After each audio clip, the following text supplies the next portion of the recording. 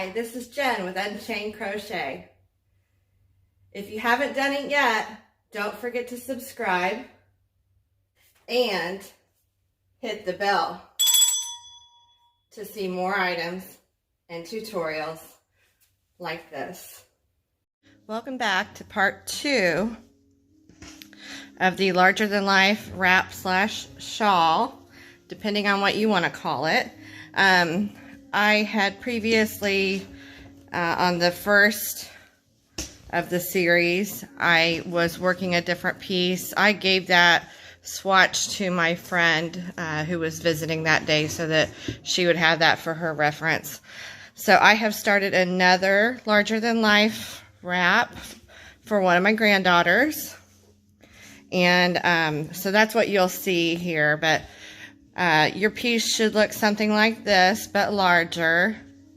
And you've gotten it as big as you want the piece to land on your arms or your wrists. Just as big as you want it to be. However big you want to make it, go for it. So today, we are going to start this border. It's just a chain 4. You can make yours as many chains as you want. But you're going to single crochet. You're going to join at one corner with your contrasting yarn if you so choose to use contrasting yarn. The larger you make your loops, you can steam press that out and pull those points, all the way out if that's what you want it to look like, very scalloped. So I didn't care. I just wanted that little bit of contrast to it, so I did not take the time to do that. If you seam iron your piece, it will kill your acrylic if you're using acrylic and make it drape really nice. This is worsted weight, and you really can't tell it by the drape. It's got wonderful drape. It just drapes right over your hand. So keep in mind, if you decide to pull these points out and you're steam pressing with an iron, make sure your steam is on, and that setting is very hot.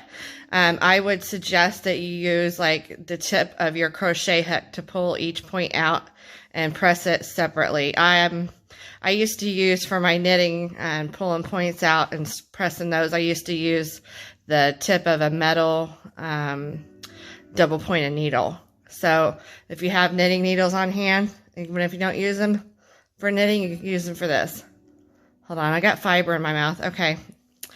So let's get started with my mini version of this wrap. And we're going to start making these little scallops. And you're going to go all the way around your sides and your back. You're going to leave the front section unworked for now. We'll be getting into this on the next part. It's just a 2x2 double crochet ribbing. Very easy to do, and it really adds a statement to the style, I think. And it helps it to hang nicely around your neck, and that drape, it really shows off the drape of the rest of the garment. Okay, so here is what I have for my granddaughter so far. Hopefully I've not pulled out any stitches. I think I've made this big enough to fit her just so that it'll come below her elbows. I don't want her to feel overwhelmed with it. So now I'm going to finish this off right here because I'm going to use, this is for I have another project called Granny Gone Wild. And I am using Mandala Baby for this one. The other one, the large one I just showed and that I've shown in my preview video, was made with Red Heart Roll With It Melange in the color Catwalk. And then the trim was made with Hobby Lobby I Love This Yarn. That teal yarn was Hobby Lobby I Love This Yarn, and it's acrylic as well. Now with the Mandala Baby, you get a lot of yardage out of this. You can get 590 yards. It is a 3-weight, so it's like a DK or sport weight. I usually use an H hook with these. I like the drape that it gives it. Even without the blocking, it still has some drape to it. I do like to block because I like to blow open my lace like that. So you're going to get a little bit of size increase when you steam block. I don't mess with blocking boards. You can if you want and pin your items. They do have those. They're quite expensive. I'd rather spend the money on yarn. And I like the pressing. I like the movement, the concentration. You know, it just activates my mind, and I just can't wait to wear my garment after I kill it with the steam. And killing your acrylic, you don't want to murder it. Make sure your steam's on. But it just adds so much more drape to your garment. So I'm going to, when you get as big as you want it, you're going to stop on this fillet row, okay? After that row, the row that you have the holes on, just make a chain. I've already done that. Pull your chain and cut your thread if you're changing yarns. If not, you can just keep going with that.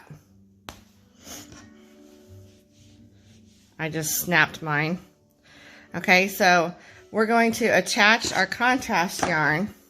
I'm going for this hot pink because that's close to what I used at the beginning. And I like the contrast of it, and it matches. So let me get this ball band off of here.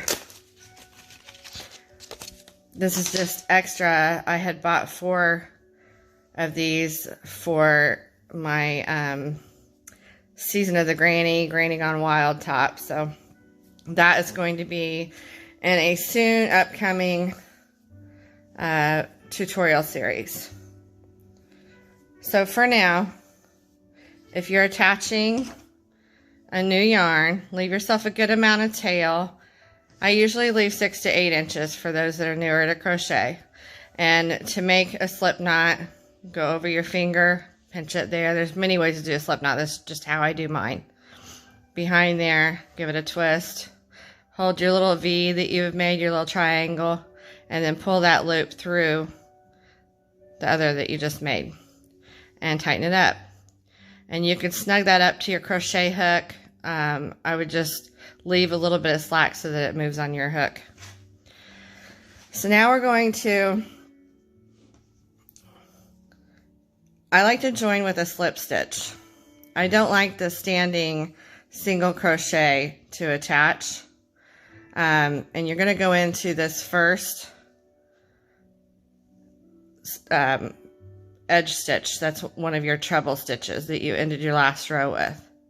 You're going to go in there, and you can join with a single crochet right now if that's what you want to do. And that looks fine, but this usually gets a little loose for me. So I like to join with a slip stitch and then pull my tail to tighten that up. Then I'll do a chain and then do a single crochet in that same stitch. Now I'm going to chain 4. 1, 2, 3, 4. Hope I'm not talking too loud. And single crochet into each chain 1 space below. 1, 2, 3, 4. And single crochet into your next chain 1 space. 1, 2, 3, 4. Just keep going into each chain 1 space and chaining 4 after that.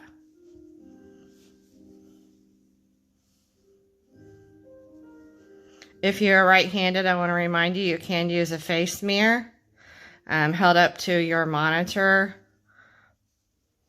and that will flip the image for you and make it look right-handed if you have problems following along with the lefty. If you're a lefty and you have found me, I am happy to have you here, and if you've tried to get people to teach you but no one can because you're a lefty, stick around. You're going to have fun. Okay, so you want to keep going all the way around. And when you approach a corner, because you've got those 2 corners to your back piece, you got one above each hip area. When you get to a corner, you're just going to keep chaining 4, or however many chains you've chosen to do. You're going to single crochet into that corner and keep on going with your chain and your single crochets all the way over to your next corner and do the same thing. So each chain 1 space in each corner you're single crocheting with your chain 4 in between.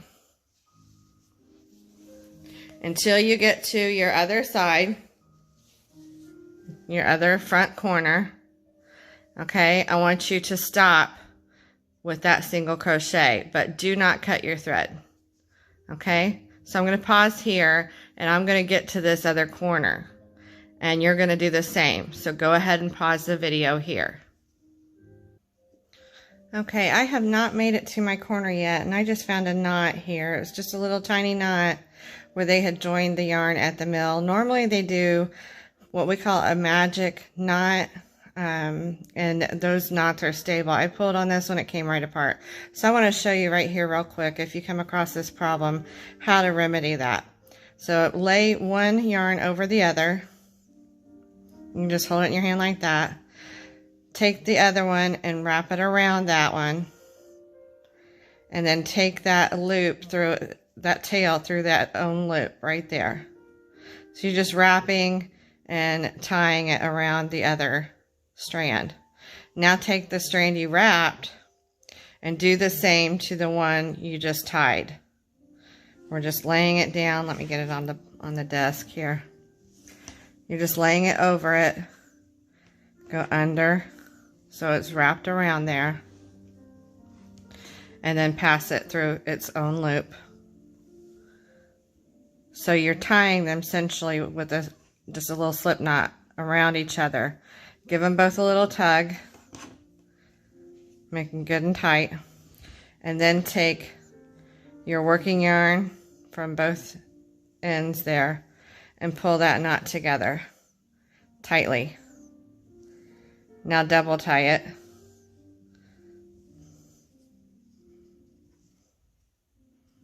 One more time with the tails around each other. And your knot's not going anywhere. Give it a little tug. You're good. And this can, I don't have my snips with me. Let me see if I have my scissors. Ooh, big old scissors for a little tiny job, but here it goes. Just trim it right up against the knot. If you don't trust that method, just go ahead and knot the two tails together and leave the ends long enough to weave in later. About 6 inches or so. I'm going to pause again and get to my corner. Okay, so we have made it to the other corner. And you have gone into the top of either the top chain. I probably should have done that, sorry. Let me back out of that real quick. I'm going to go into the top of that beginning chain 3 and single crochet. Okay, so that brings us to the 2 front sides and our neckline right here. So here's a front side and here's another front side.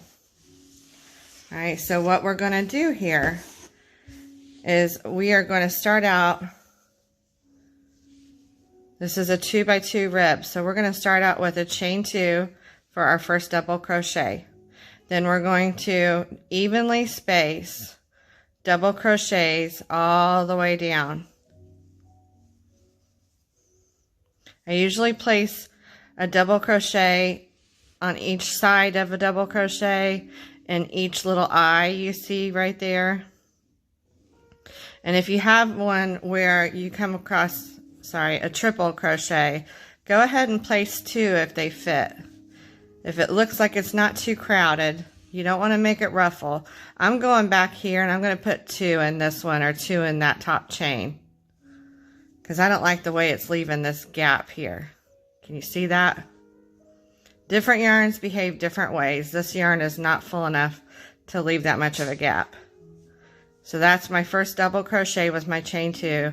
I'm just going to go right back in there. And then around the treble. And now I'm going to go into the base of that stitch there. And then I'm going to do, just keep evenly spacing it. Since it is a 2x2 rib,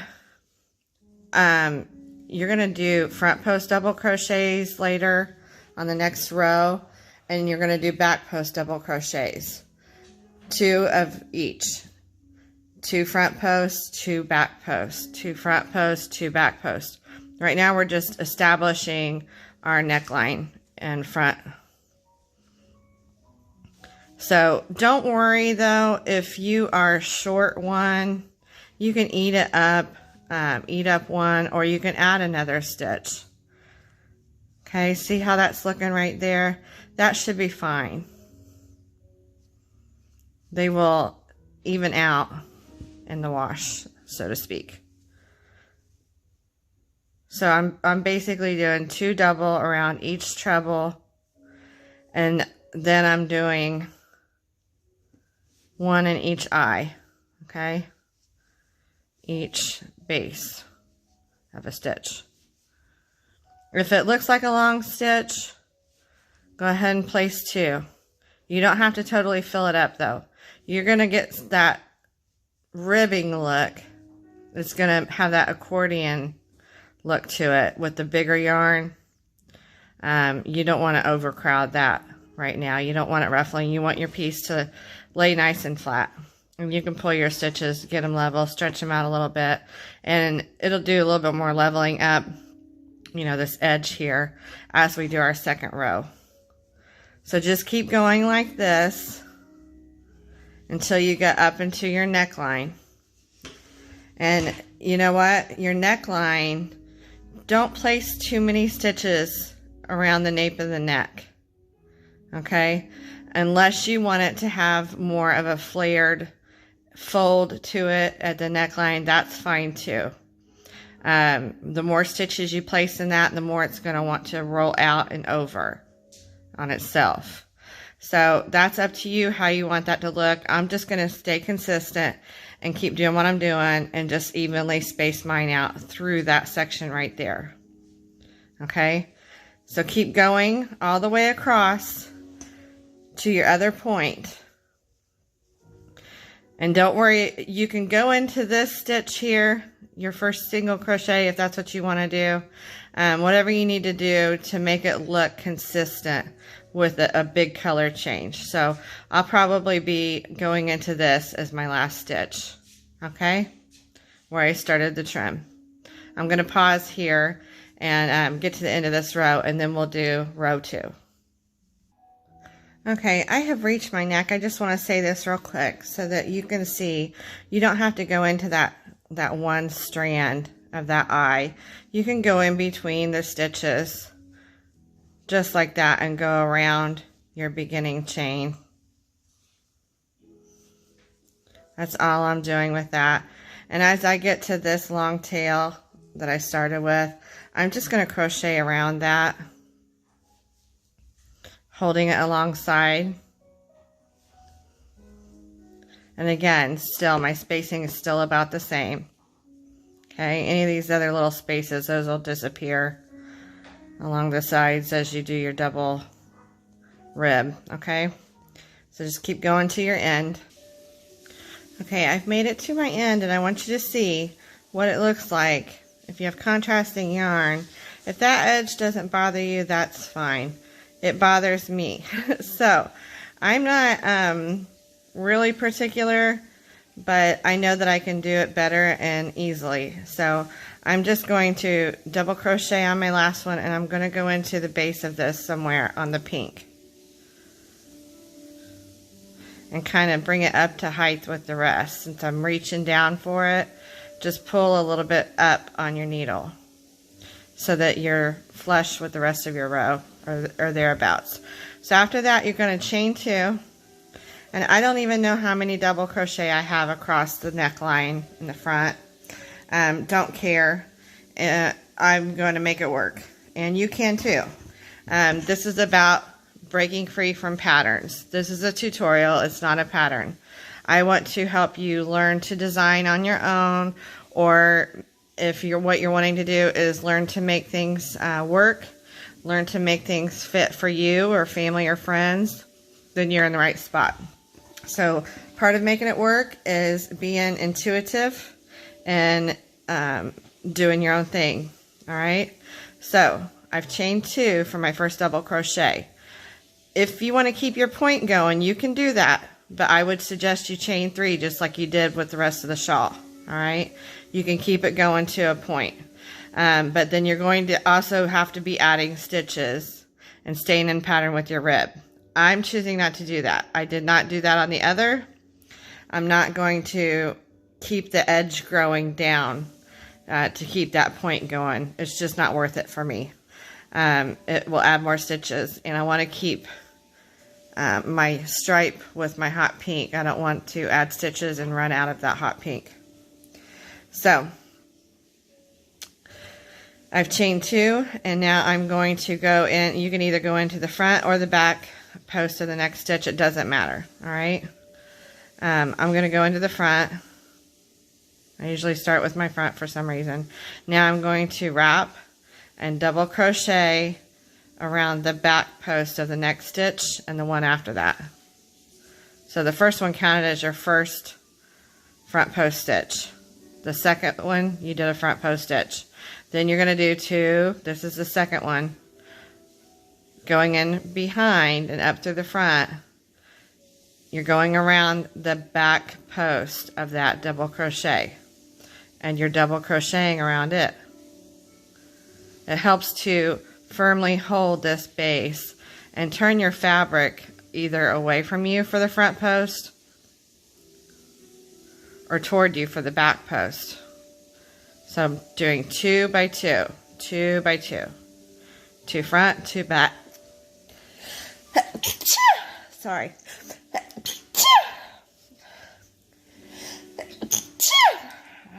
I hate sneezing. I almost bite my tongue. I'm just going to keep going. I got a funny story about sneezes I can tell you, and why I sneeze the way I do, besides bladder control in my older age now that I'm at late 40s, soon to be late 40s. I'm mid 40s right now. So keep doing your 2 by 2.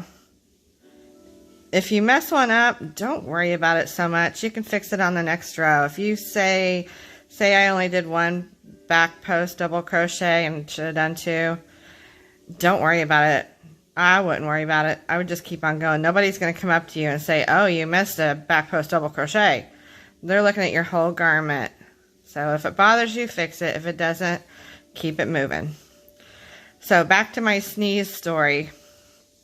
When I was in 1st grade, we were learning to read. And one of my good friends, I won't mention her name because you never know, somebody could hear this and say, hey, somebody mentioned you. I haven't seen or heard from her forever. I think since grade school, maybe. I think she moved away, but she was a good friend of mine, and we were in our reading circle, and all of us learning to read, and it was such a good time in elementary school back then. We didn't have all the worries that kids have today, and we got to reading. She takes her turn to read. And in the middle of her reading, she starts having a sneezing fit. She had a really bad cold. And she did not hold her sneeze in. And she blew snot all the way down her chin. And I determined from that point on, that would never happen to me. And what do you know? I get into 6th grade, I'm sneezing just the way I do now. Sometimes I bite the back of my tongue. It hurts really bad, but I can't do it now for bladder control reasons, since I've had 3 kids and I'm older and I'm heavy set. I have to hold it in. If I don't, it could be a really messy situation. So in 6th grade, my math teacher, he heard me sneeze, and he said, your brains are going to blow out your ears. So I really thought, I even Googled it, you know, not too many years ago. I was just curious, you know, and to see if, you know, you could cause some brain damage or hearing loss or something like that from holding your sneezes in like that. So couldn't find any definitive answer. There's probably research out there. There's research on everything under the sun. We spend good money on our stupid research, and some of it is totally stupid. And why do we worry about such little things anymore? I mean, everything is worry, worry, worry, stress, stress, stress. So I'm just going to keep sneezing the way I sneeze. I've lived this long and been sneezing that way. I'm not going to worry about it.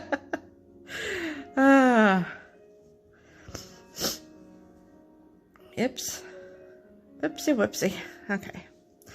So just keep going along. You're doing your 2 front post double crochets and your 2 back post double crochets. And you will get faster at this. This is a little fiddly with this yarn since it is a finer yarn. And I'm using an H hook when really the size for this probably should be an F or a G. It's pretty fine.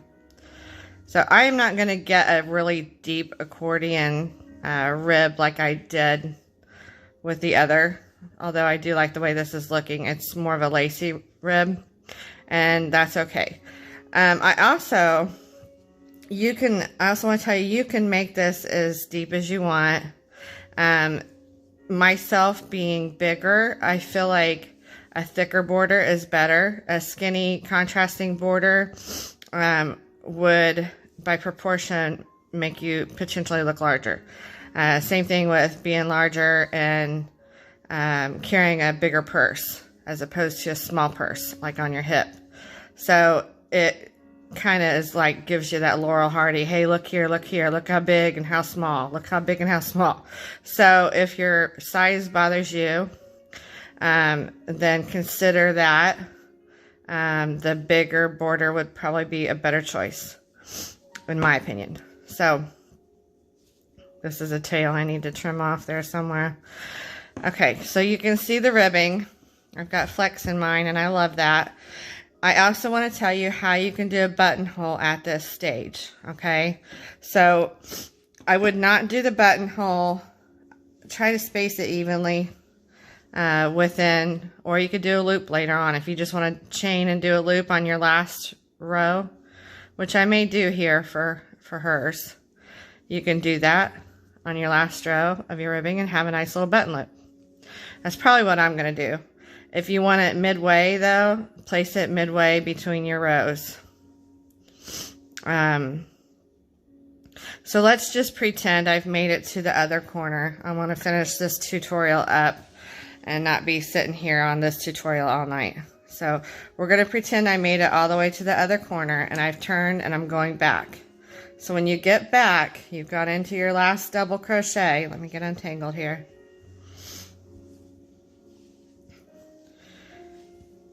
You're going to do your chain 2 at the start of your row. You're going to keep going.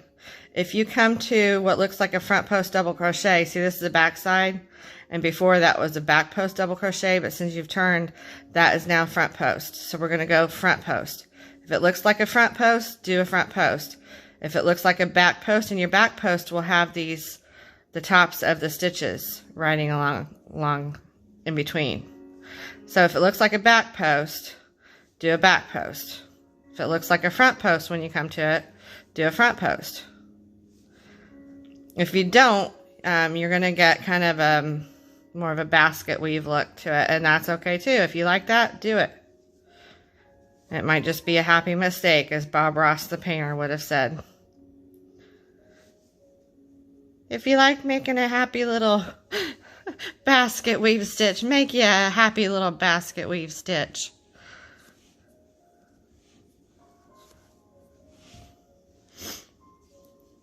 So I am on my back post double crochets. Again, they look like that.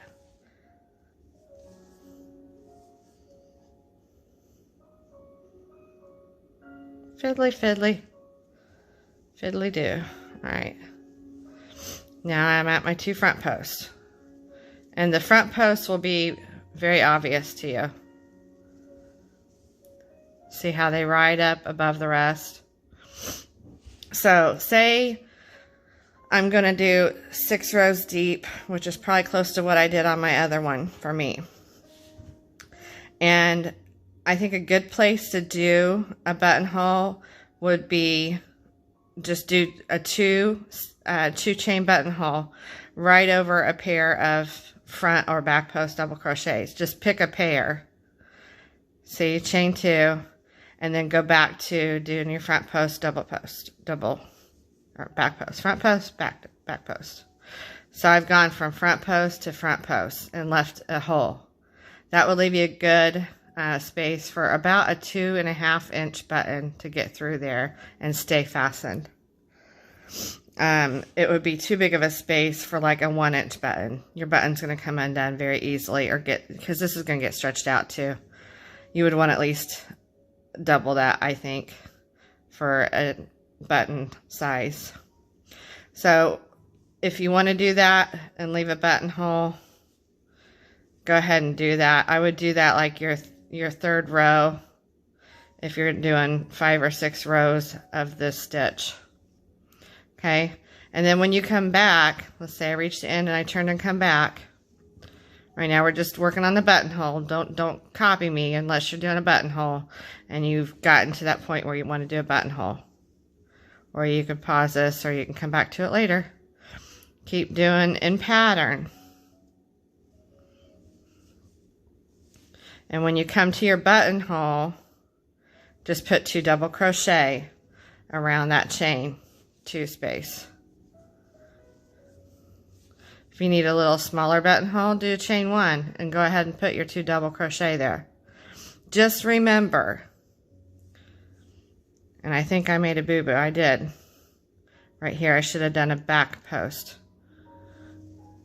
Keep your stitches consistent.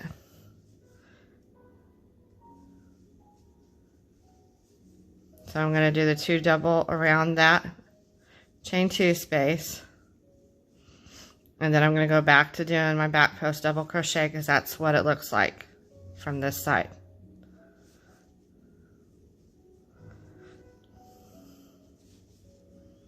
So after you have put those 2 stitches back in, see, because if you take them away with the chain 2 space or a buttonhole, you want to put them back in your next row. Whatever you took away, however big you make it, however many stitches you skip, you need to add those stitches back. So I'm just going to pretend I got to the end of my row again. And when you turn and go back, I'm just going to explain this here. Stay in pattern. I would be there. These are front posts. Those are back posts. These are 2 front posts. So the 2 on that around that chain there, that chain space, are going to be back post. And then these 2 are front post. And then the last 2 there would be back post. So just stay in pattern. But see, that makes a nice in pattern buttonhole. That's a good buttonhole. I'm not going to keep that one there. I don't like the size of it. I'm going to do a loop. And I may paint a little toggle button or something. Find a pretty little toggle button with flowers on it or something. I might paint some flowers on one for her. Okay, so I'm just going back and doing what I did to demonstrate the buttonhole. And I'm going to continue on in pattern to the end of my row. Keep doing that until you get your border and your neck as big as you want it. Okay? If you get to the end of your row and you're at the last 2 stitches, or last 3 stitches, let's just demonstrate right here. I'll point it out. Say I get here and I've got 3 stitches left to do. I just did whatever, 2 front posts or 2 back posts, and I've got an odd number left. You can either go around one twice, which would add a lot of bulk to one stitch, or you could go around one once, insert your hook between those 2 stitches to make a new double crochet, and then do your next pair here and here. Does that make sense? So if you have an odd number, or you can just do away with one, and that's, I would probably, the easiest thing to do would be do away with one. So I would probably do this. Let me show you here. If I found out I had an odd number and I couldn't make a pair and it bothered me, I would just, this would be a double crochet, pretend I double crocheted, all right? Oops, wrong one. This would be like my front post would be placed into that stitch. Now I need to, I need another front post. So I would do my front post around those two. Just like that. Just get rid of one. If that bothers you, many solutions to one problem, but plenty of ways to do it. Here, let's attach this. I'm just working within the strand of my yarn I've got pulled off here. I'm just going to attach this here and pretend I did a front post. Say I've got an extra stitch. Go around two right here. Like that. This is extra thick because I've got it doubled. I'm working with my ball yarn doubled right there. But just go around two. And then go back to working your back post. And the end stitch, it doesn't really matter if you do, but just don't forget it or you're going to shrink your edging there. Make sure you get into that chain. If you go around the back post to that one, you're really not going to be able to tell much that it's a back post. Here, just say there. So you can't see there that that's a back post stitch. So you can just go into the top of that chain space right there. Top of the chain. So I hope that was helpful for you. When you get to on your next rows from here on, because we're establishing our ribbing right now, on your next rows from here on, just remember, if you get to a stitch and it looks like a front post, do a front post. If it looks like a back post and it's got this ridge between here and here, do a back post, whatever side you're on. That way there's no right or wrong side to this, and you have that consistency. So I'm going to keep on establishing my rib, and I'm going to keep stitching in pattern from whatever side I'm working on. And you keep working on it. If you have questions, comment below the video. When I turn this back on again, you are going to see my finished edging and my finished little shawl for my granddaughter. I hope you've enjoyed this tutorial. Please like, subscribe, and share. And don't forget to hit the bell for notifications. You don't want to miss out on my upcoming tutorials, and we can grow together and learn together.